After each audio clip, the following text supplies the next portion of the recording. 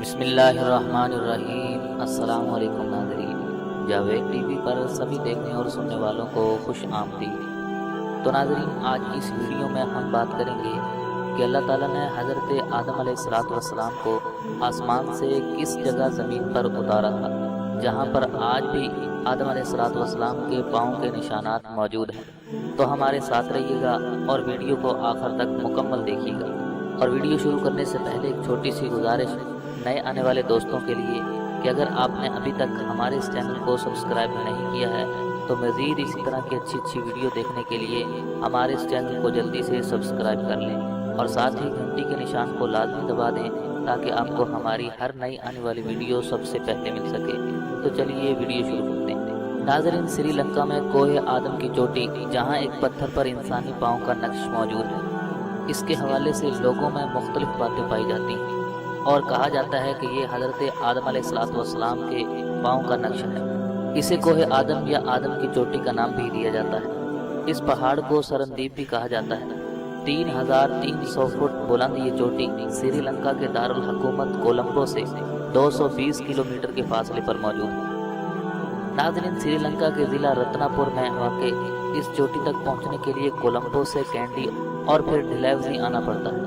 ڈھلیوزی شہر کے قریب سے یہ پہاڑی شروع ہوتی ہے اور کوہ آدم کی پہاڑی سری لنکا کی دوسری بڑی پہاڑی ہے۔ ناظرین، اس چوٹی میں ایک گڑھا بنا ہوا ہے جو 5 فٹ 7 انچ لمبا اور 2 فٹ 7 انچ چوڑا ہے۔ اس گڑھے میں ایک پاؤں کا نقش ہے جو تقریباً 5 فٹ لمبا اور 2 فٹ چوڑا ہے۔ اس نقش کی لمبائی اور چوڑائی سے کسی انسان کے جسم کے قد کا اندازہ بھی لگایا جا سکتا ہے، جو کہ 35 فٹ ہے۔ بہت سے مسلمانوں کے نزدیک یہ نقش حضرت آدم علیہ السلام کے پاؤں کا ہے، اور بدھ مت کے مطابق یہ نشان بدھا کا ہے، اور ہندو دھرم کے مطابق یہ نشان سیوا جی کا ہے۔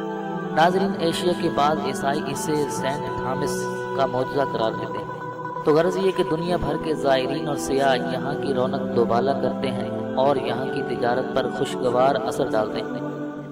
اور جشن کے دنوں میں ساحل پہ کھڑے ہو کے دیکھا جائے تو چوٹی صاف اور نمایاں نظر آتی ہے، جبکہ سال کے باقی دنوں میں اتنی دور سے نظر نہیں آتی۔ تو گویا کہ یہ موسمی تبدیلیوں کا اثر ہوتا ہے، لیکن مقامی باشندوں میں اس کے بارے میں عجیب و غریب کہانیاں مشہور ہیں، اور آج کے مواصلاتی دور میں بھی یہاں تک پہنچنے کے لیے 4 گھنٹے کی پیدل مسافت طے کرنی پڑتی ہے۔ اور ناظرین، مقامی زبان میں اس پہاڑی کو سری پاڑا کہا جاتا ہے اور انگریز اسے ایڈمز بیک کہتے ہیں۔ کوہ آدم کے نقش پا تک پہنچنے کے لیے کئی آرام گاہیں بنائی گئی ہیں اور اکثر زائرین یہ سفر رات کے وقت کرتے ہیں۔ پہاڑ کی بلندی سے دریا کا منظر بھی انتہائی خوبصورت ہے اور طلوع آفتاب کا منظر تابناک ہے۔ سورج کی کرنوں میں آسمان کے بدلتے رنگ یہ انتہائی خوشگوار نظر آتے ہیں۔ زائرین اپنے اپنے عقائد کے مطابق فجر اور طلوع آفتاب کے وقت یہاں عبادت کرتے ہیں، اور تاریخی حوالوں سے پتہ چلتا ہے کہ قدیم دور میں 325 قبل مسیح میں عظیم فاتح سکندر اعظم اور 1305 میں معروف سیاح ابن بطوطہ نے اپنے سفر میں اس کا انتہائی دلچسپ پیرائے میں ذکر کیا۔ ناظرین، اس کے بیان میں ہے کہ میں نے جزیرہ سیلان یعنی سری لنکا آنے کے بعد جزیرے کے راجہ سے کہا کہ میں قدم شریف کی زیارت کرنا چاہتا ہوں۔ سری لنکا میں آدم کو بابا اور حوا کو ماما کہتے ہیں۔ ناظرین، سیلان کے راجہ نے میرے سفر کا اہتمام کیا۔ اس نے کئی غلام، 1 ڈولا اور 4 جوگی میرے ہمراہ روانہ کیے۔ تو جوگی ہر سال قدم کی زیارت کو جاتے تھے، اس لیے راستے سے وہ خوب واقف تھے، اور اس کے علاوہ 3 برہمن اور 10 اہلکاروں کے علاوہ 15 آدمی بھی میرا ڈولا اٹھانے کے لیے ساتھ روانہ کر دیے۔ ناظرین، وہ کہتا ہے کہ پانی اس راستے میں کثرت سے موجود ہے۔ پہلے دن ہم ایک دریا پر پہنچے اور بیت کی بنی ہوئی کشتی میں بیٹھے۔ وہاں سے ہم مینار منڈلی پہنچے اور اس کے پاس پہاڑ کا دروازہ ہے جس کو جبل سرندیپ کہتے ہیں۔ یہ پہاڑ دنیا کے بلند پہاڑوں میں ہے۔ جب وہاں ہم گئے تو بادل ہم سے نیچے تھے۔ اس پہاڑ پر بہت سے ایسے درخت ہیں جن کے پتے نہیں جھڑتے اور رنگ برنگے نکلتے ہیں۔ ناظرین، سرخ گلاب کا پھول ہتھیلی کے برابر ہوتا ہے، اور لوگوں کا یقین ہے کہ اس پھول پر اللہ اور اس کے رسول کا نام کلمہ قدرت سے لکھا ہوا ہے۔ پہاڑ کو 2 راستے جاتے ہیں، ایک کو باپ کا راستہ اور دوسرے کو ماما کا راستہ کہتے ہیں، یعنی آدم اور حوا کے راستے۔ باپ کا راستہ جانے کے لیے اور ماما کا راستہ آنے کے لیے استعمال ہوتا ہے۔ باپ کا راستہ دشوار ہے جبکہ ماما کا راستہ یہ آسان ہے۔ اگر ماما کے راستے سے جائیں تو زائرین کہتے ہیں کہ زیارت ہوئی ہی نہیں۔ یہاں دشوار راستے پر زائرین کی سہولت کے لیے سیڑھیاں بنوائی گئی ہیں۔ ان سیڑھیوں کو بچانے کے لیے پہاڑ میں محفل گاڑی گئی ہیں اور 10 زنجیریں لٹکائی گئی ہیں۔ 10ویں زنجیر کو زنجیر شہادت کہتے ہیں۔ اس زنجیر کے پاس پہنچ کر جب مسافر نیچے کی طرف دیکھتا ہے تو خوف سے کلمہ شہادت پڑھنے لگ جاتا ہے۔ ناظرین، اس زنجیر کے پاس ایک غار موجود ہے جسے سکندر اعظم سے منسوب کیا جاتا ہے۔ ایک چشمہ بھی ہے جہاں سے مچھلیاں پکڑنا آسان نہیں۔ چشمے سے 7 میل کے فاصلے پر غار خضر ہے۔ یہ غار حضرت خضر علیہ السلام سے منسوب ہے اور اس غار سے 2 میل اوپر قدم کا نشان موجود ہے۔ یہ قدم بابا آدم کے پاؤں کا نشان بتایا جاتا ہے اور یہ نقش ایک سخت سیاہ پتھر میں موجود ہے۔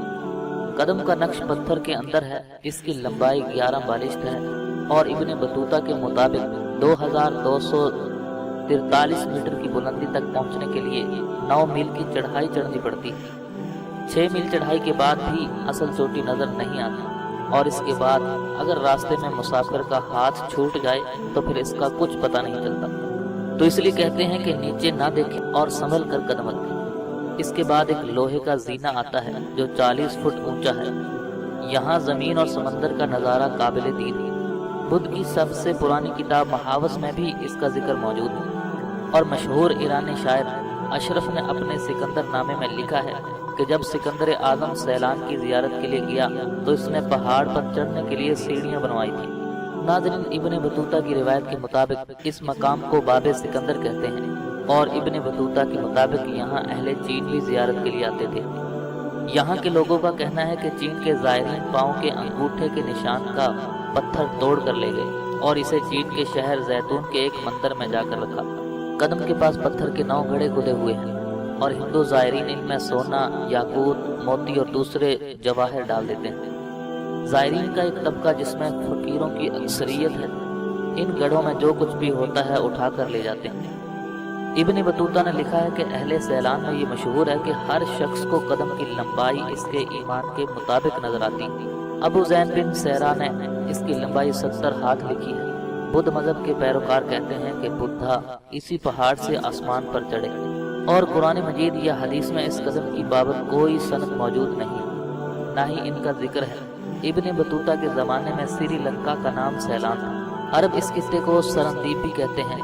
سیران سے ہی سیلان کا لفظ بنایا گیا ہے اور خوبصورتی کے باعث اس جزیرے کو سمندر کا ہیرا بھی کہا جاتا ہے۔ تو ناظرین، میں ہوں جاوید اور آپ دیکھ رہے تھے جاوید ٹی وی۔ یہ تھی حضرت آدم علیہ السلام کو زمین پر کہاں اتارا گیا، اس کے بارے میں کچھ معلومات۔ تو اگر آپ کو یہ معلومات پسند آئیں تو پلیز ویڈیو کو لائک کیجیے، شیئر کیجیے اور کومنٹس کے ذریعے ہمیں اپنی رائے سے ضرور آگاہ کیجیے۔ تو آج کی اس ویڈیو میں بس اتنا ہی، ملتے ہیں مزید ایک نئی ویڈیو کے ساتھ، تب تک کے لیے اجازت دیجیے، اللہ حافظ۔